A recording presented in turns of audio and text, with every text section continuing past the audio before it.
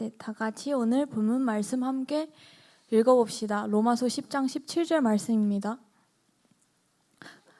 그러므로 믿음은 들음에서 나면 들음은 그리스도의 말씀으로 말미암았느니라. 아멘. 여러분 이번 여름 휴가 때 어떤 계획을 갖고 계세요? 저 특별히 지난주에 휴가 다녀온 동희 가사님 한번 물어보겠습니다. 휴가 때 뭐 했어요? 부모님과 같이 계곡을 갔다 왔습니다. 좋아요. 네, 대부분이 휴가를 가지면 이제 여행을 떠납니다. 특별히 또 코로나 이후에 사람들이 해외여행에 그런 여행이 점점 많아지고 또 한 설문조사에서는 80%의 사람들이 해외여행의 계획을 갖고 있다는 결과가 나왔습니다. 그럼 해외여행을 간다고 했을 때 여러분 필수템이 무엇이라고 생각하세요? 바로 나왔네요. 환전한 돈, 지도 앱, 함께 갈 친구 계획 이렇게 떠올릴 수가 있죠. 근데 가장 중요한 것은 바로 여권이죠. 저도 오늘 준비를 했는데 제 여권을 가져왔어요. 여러분과 좀 다르게 저는 중고 여권을 가지고 있는데 이게 뒤에를 보면 도장 찍히는 거 보면 출국할 때라 입국을 심사할 때는 꼭 이렇게 찍혀야 그 국가를 들어갈 수 있다는 거죠. 그래서 여러분이 여권 없이 해외여행을 떠날 수 없습니다. 그럼 우리의 믿음의 여정에서 영적의 여정에서 무엇을 가장 중요한다고 생각하세요? 저는 믿음이라고 생각합니다. 믿음이 없으면 우리는 여권 없이 해외여행을 떠날 수 없는 것처럼 우리는 믿음이 없으면 신앙생활을 못합니다. 믿음을 가지고 있으면 우리는 신앙생활 시작한다고 할 수가 있습니다. 그럼 신앙생활을 시작하면서 우리가 해야 할 것은 바로 말씀을 읽는 것입니다. 그 이유는 바로 오늘 본문 말씀에서 찾을 수 있습니다. 한번 다 같이 읽어보도록 하겠습니다. 그러므로 믿음은 들음에서 나면 들음은 그리스도의 말씀으로 말미암았느니라. 믿음은 보이는 것에 나는 것이 아니고 정말 들음에서 나고 무엇을 들어야 하냐면 하나님의 말씀을 듣는 것입니다. 영적인 여정에서 우리의 방향을 제시해 줄 수 있는 것은 바로 하나님의 말씀입니다. 말씀 없이 신앙생활하며 큰일 나는 것입니다. 하나님의 말씀은 우리의 믿음의 여정에서 어떤 역할을 해주는지 여러 가지가 있겠지만 오늘은 세 가지 같이 함께 나눠보겠습니다. 먼저 첫 번째 하나님의 말씀은 우리의 앞길을 밝혀주는 것입니다. 시편 119편 105절을 함께 봅시다. 주의 말씀은 내 발의 등이요 내 길에 빛이나이다. 우리는 새로운 길을 갈 때 지도 없이 가기 두려워합니다. 왜냐하면 우리가 그 길을 모르기 때문이죠.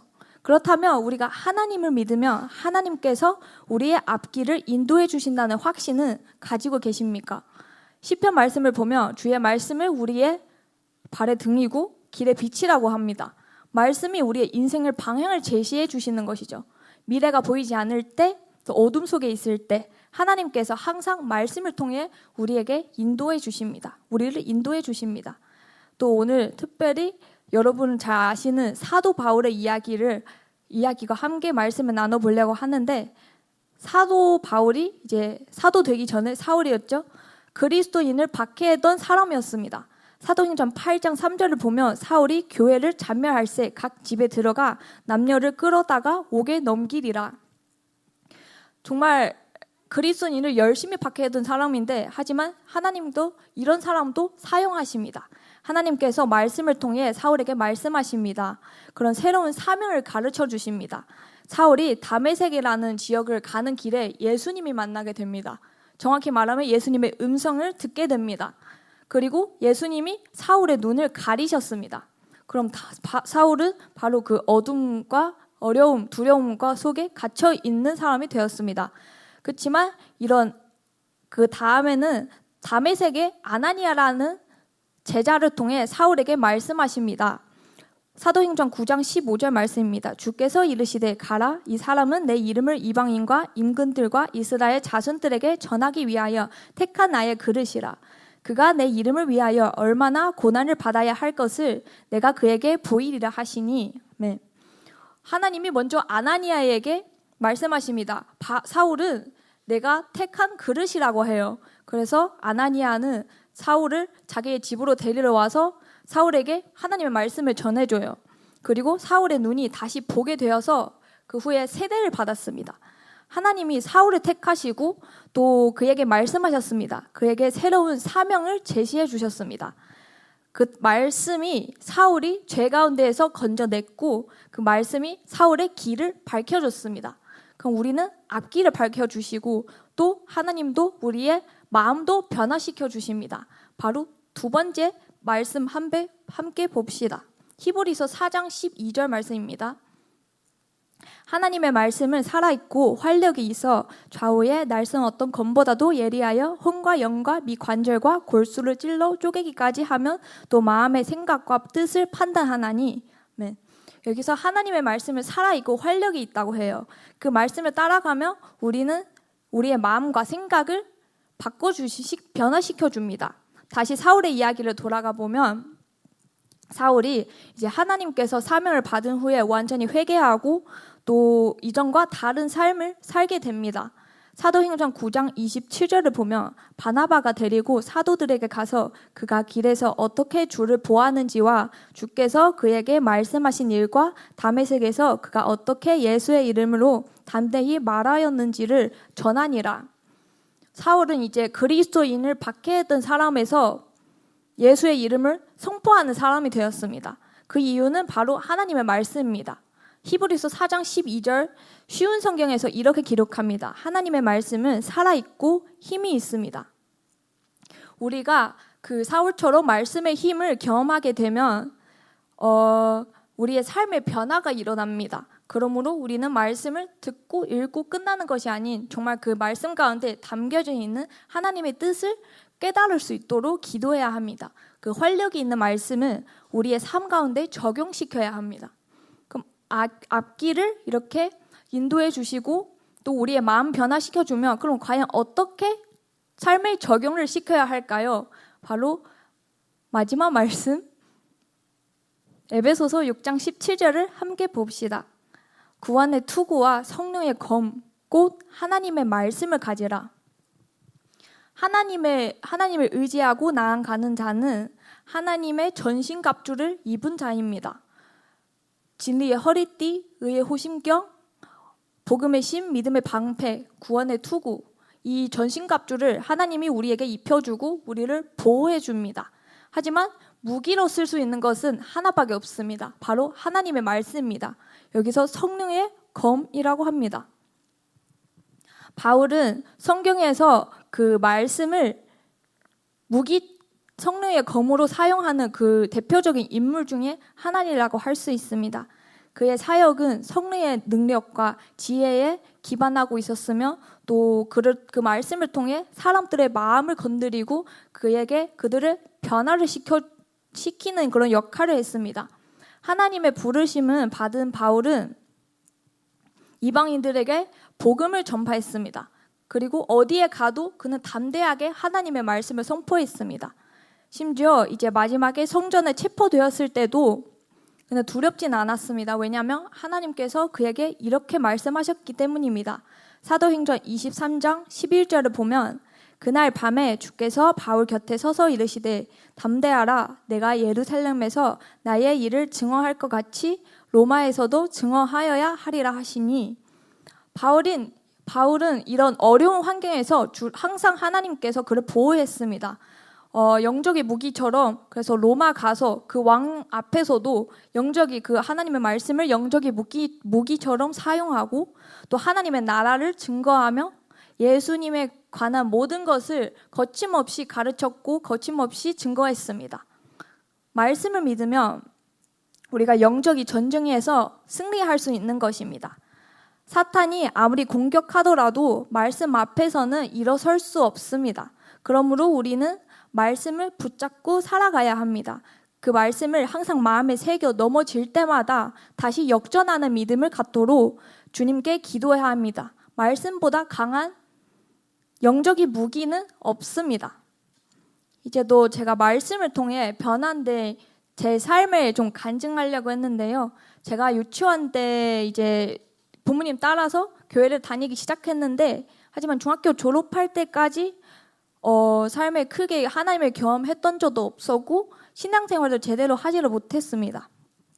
그래서 이제 졸업하고 한국에 처음 들어왔을 때 언어도 안 통하고 친구들도 없었는데 정말 그 가장 외롭고 힘들 가운데 하나님이 성경에서 이런 말씀을 저에게 주셨습니다. 이사야서 45장 15절 말씀인데요. 여인이 어찌 그 젖 먹는 자식을 잊겠으면 자기 태어서 난 아들을 긍휼히 여기지 않겠느냐. 그들은 혹시 잊을지라도 나는 너를 잊지 아니할 것이라. 이 말씀이 정말 그 어두운 상황 속에서 제 빛이 되어주셨고 저는 세상이 다 한 명도 저를 기억하지 못하더라도 하나님이 저를 항상 기억해 주신다는 것을 깨닫게 되었습니다. 또 저를 완전히 변화시켜주는 말씀이 하나 있었습니다. 바로 고린도전서 10장 13절 말씀인데요. 사람이 감당할 시험박에는 너희가 당할 것이 없나니 오직 하나님은 믿보사 너희가 감당하지 못할 시험 당함을 허락하지 아니하시고 시험 당할 쯤에 또한 피할 길을 내사 너희로 능히 감당하게 하시느니라. 아멘. 이 말씀을 제가 가장 좋아하는 말씀이기도 하고 제가 어려움을 만났을 때 항상 떠올리는 말씀입니다.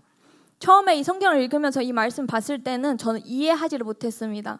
저는 하나님 정말 이 상황에서 이 시험을 제가 아무리 생각해도 감당할 수가 없고 정말 피할 길도 보이지 않아서 저는 이 말씀을 받아들일 수 없습니다라고 생각을 했고 또 하나님께 불평불만이 많이 했던 것 같아요.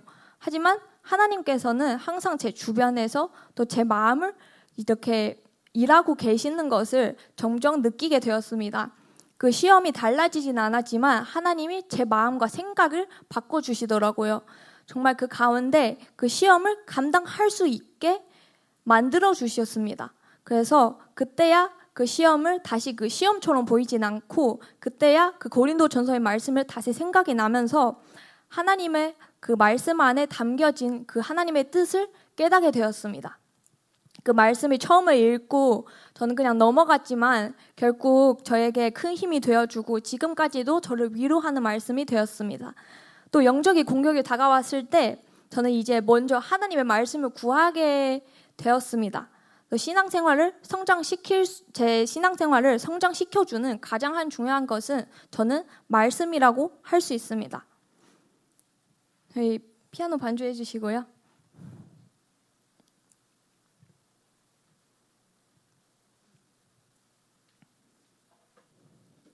여러분 정말 말씀 없이 신앙생활하면 큰일 납니다. 저희 신앙생활은 하나님의 관계를 중심으로 하는 삶의 방식입니다. 한 사람을 알아가는 가장 빠른 방법은 그 사람과 대화하는 것처럼 그래서 우리는 하나님과 친밀한 관계를 가지려고 하면 하나님과 대화해야 하는 것입니다. 하나님의 음성을 들어야 하는 것입니다. 나의 힘으로 해결하려는 것은 주님과 동행하는 삶은 아닙니다. 우리는 말씀을 붙잡고 살아가야 합니다.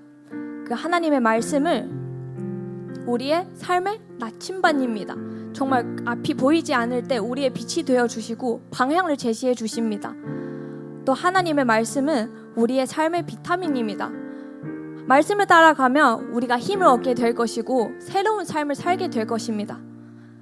영적인 공격이 다가왔을 때 하나님의 말씀을 우리의 영적인 무기가 될 수 있습니다. 우리를 영적으로 강하게 만들어주는 가장 중요한 도구입니다. 시편 119편 9절을 보면 청년이 무엇으로 그의 행실을 깨끗하게 하리이까 주의 말씀만 지킬 따름이나이다. 여러분은 지금 신앙생활 열심히 하려고 어떤 노력을 하고 있을까요? 기도, 공동체 모임, 교회 봉사 등등 다 너무 좋습니다. 하지만 주님께서 말씀하십니다. 우리의 행실을 깨끗하게 할 수 있는 것은 바로 하나님의 말씀을 지키는 것입니다. 말씀을 읽고 행하는 자가 되도록 노력해야 합니다. 그 말씀 안에 담겨있는 하나님의 뜻을 알게 되면 우리의 삶도 완전히 바뀌게 됩니다. 우리의 신앙생활도 성장하게 됩니다.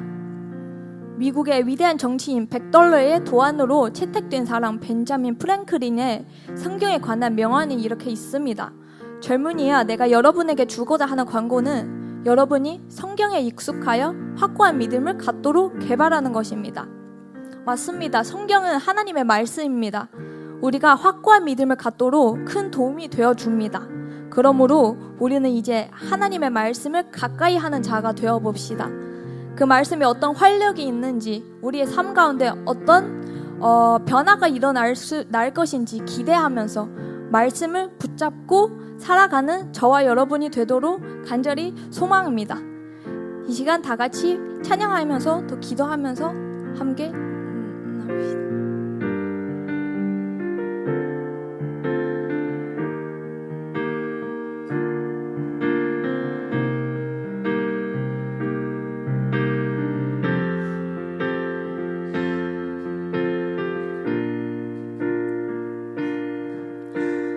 말씀 앞에서 경외함으로 주께 홀로 섭니다. 생명의 말씀 읽고 순종해 주를 예배합니다. 기록된 말씀 힘이 있어서 진리로 우릴 거룩해 하며 거룩한 말씀 세세 영원히 복음이 되어 말씀하시네. 하나님 말씀에 두려워 떠는 자, 그 말씀에 생명을 거는 자, 한 사람 찾으시는 주님의 약속을 믿어 말씀에 운명을 거는 자, 순종하며 주 따라가는 자, 영원한 하나님 나라 이뤄갈 주의 교회여,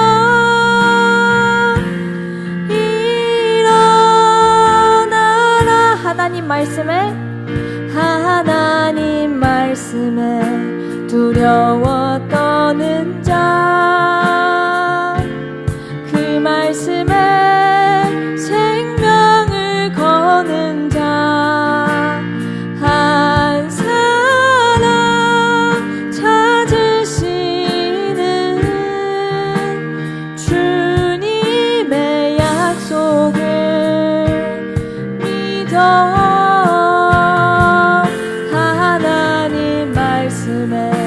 운명을 거는 자, 순종하며 주 따라가는 자, 영원한 하나님 나라 주님 갈 주의 교회여,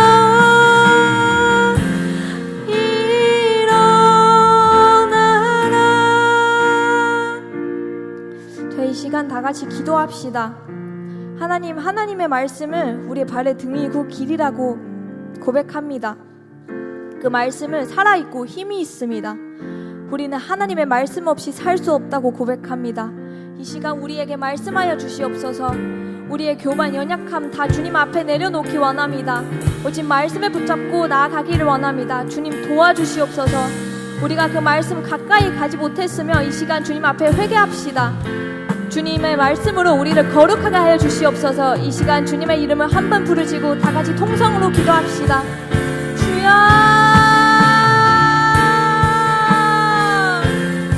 주님 도와주시옵소서. 주님 이 시간 하나님의 말씀 붙잡고 나아가기를 원합니다. 아버지, 정말 우리의 삶 가운데 주님이 채워주시옵소서. 하나님의 말씀으로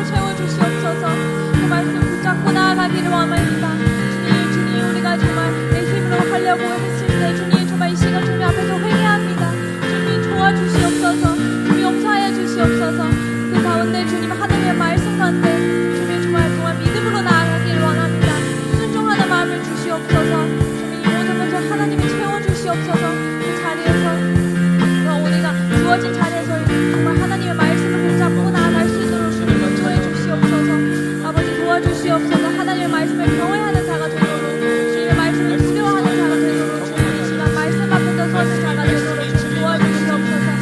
아버지 정말 감사드립니다. 주님 이 시간 우리를 감사드립니다. 우리의 신앙생활을 성장시켜 주시옵소서. 말씀 없으면 우리 살 수 없습니다.